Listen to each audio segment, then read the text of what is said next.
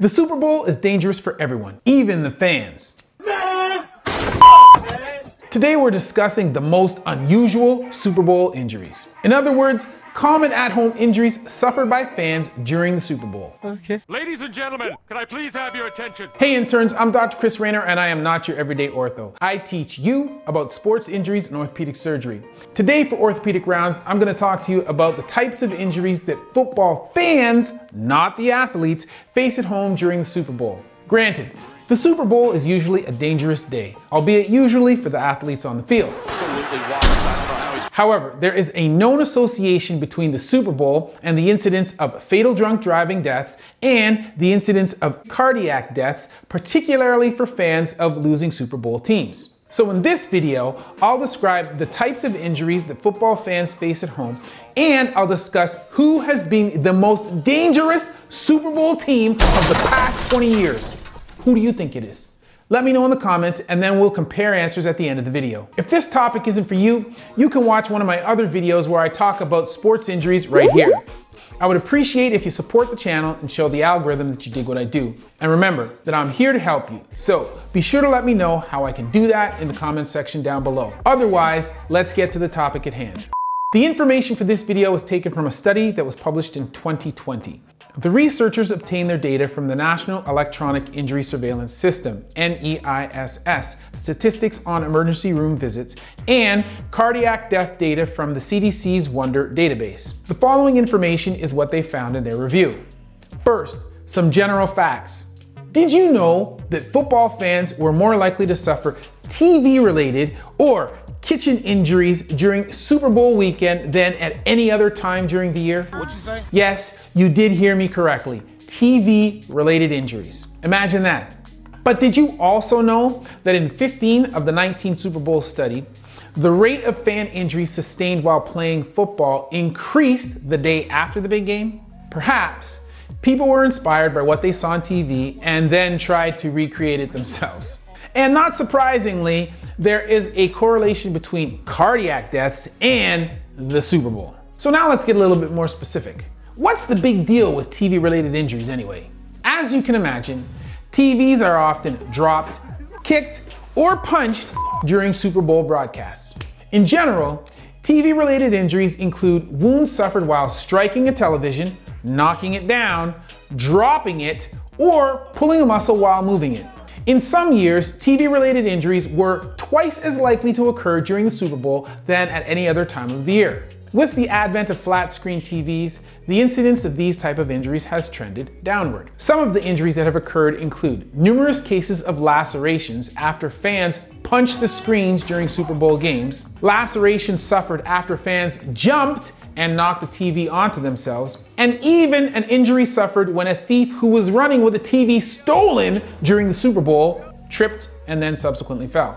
But the injuries are not just isolated to the entertainment area alone. There are a significant amount of injuries that occur in the kitchen as well. In fact, the rate of kitchen accidents during Super Bowl events ranged from 221% to 371% the daily average for the rest of the freaking year. I am not sure what it is about being in the kitchen during the Super Bowl, but the danger quotient is certainly high.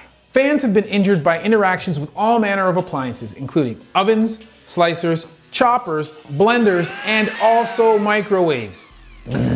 The most common injuries suffered in the kitchen on Super Bowl weekend included lacerations, burns, and scalding, which represented 72% of all reported kitchen injuries. Some more interesting examples of injuries that occurred in the kitchen include a foot fracture that occurred after the foot was banged into the stove while dancing and drinking, and burns suffered when a fan grabbed hot nachos out of the microwave.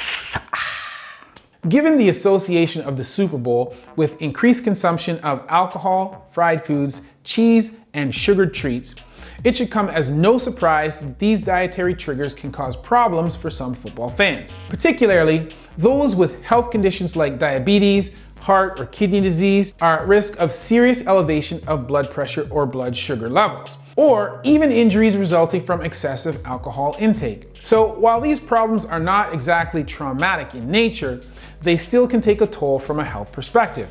Of course, it wouldn't be the Super Bowl if people weren't trying to recreate the event on some level either before or after the game. A considerable number of injuries occur in backyard pickup games on school grounds or gym classes. In some years, the incidence of football-related injuries the day after the Super Bowl increased by as much as 140%.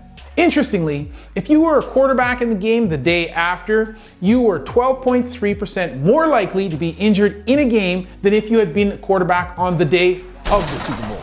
Other interesting imitation Super Bowl injuries include a deep facial contusion or bruise suffered after a tackle by what is likely the oldest fan injured in a backyard football game, a 73-year-old woman, and a 28-year-old man who dislocated his shoulder after high-fiving his friend after a touchdown. Yeah, we showed him. But the impact of this event is not just isolated to traumatic injuries. There is an association between cardiac-related illness and the big game as well, as mentioned before. In the past, a study demonstrated that in the 1980 Super Bowl, when the LA Rams lost to the Pittsburgh Steelers, the rate of cardiac deaths in Los Angeles County increased significantly for the next 14 days. That's 2 weeks. Likewise, when the LA Raiders beat the Washington Redskins in the 1984 Super Bowl, the rate of cardiac deaths, as well as the rate of all other deaths, fell in Los Angeles for the subsequent 2 weeks. More recently, researchers noticed that circulatory deaths and heart disease deaths in Massachusetts increased by more than 20% in the week after the New England Patriots Super Bowl loss to the New York Giants in 2008. In contrast, heart disease and heart attack deaths in Pittsburgh decreased dramatically in the week following the Steelers' Super Bowl victory over the Arizona Cardinals in 2009. So, when the most devoted fans invest their lives into the welfare of their favorite team, for some, it is truly a life or death affair. In fact, the most common pattern resulting in poor outcomes for Super Bowl-related cardiac deaths was fans from a losing team, plus a game that was played at home, plus the losing team being expected to win. This was like the Super Bowl cardiac death trifecta. It was especially true if the game went into overtime. Now, with the world presently locked down due to a pandemic, it is interesting to note that the Super Bowl has also been associated with an increase in influenza deaths for people over the age of 65 when a county had a local NFL team in the Super Bowl. Deaths caused by the flu increased 18% for people over age 65 when their local team played in the Super Bowl. Interestingly, no increase in influenza deaths was observed in cities that hosted Super Bowls, which suggests that the biggest culprit for spreading the flu is at-home Super Bowl parties. Hopefully, with social distancing in place, the same won't be true with COVID. Yeah. Okay. So, which are the most dangerous Super Bowl teams for the fans of the past 20 years? Researchers collected injury data and cardiac death statistics over a 20-year period between 1999 and 2017. Each NFL team was assigned a danger factor score based on rates of at-home injuries and cardiac deaths that occurred around each Super Bowl appearance. Here are the most significant results. In last place, with the safest, least injury or death-prone Super Bowl of the past 20 years is the San Francisco 49ers appearing in the 2013 Super Bowl. On the other hand, the three most dangerous teams in descending order are as follows. In third place, having appeared in the Super Bowl 3 times in 1999, 2014, and 2016, are the Denver Broncos, with the 1999 Super Bowl being the most dangerous year.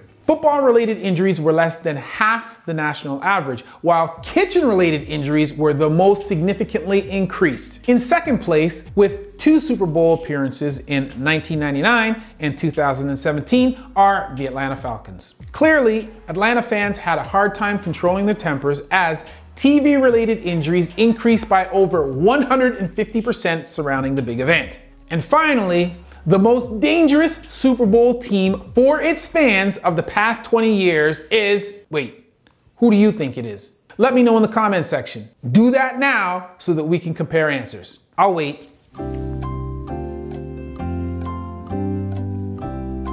Ready?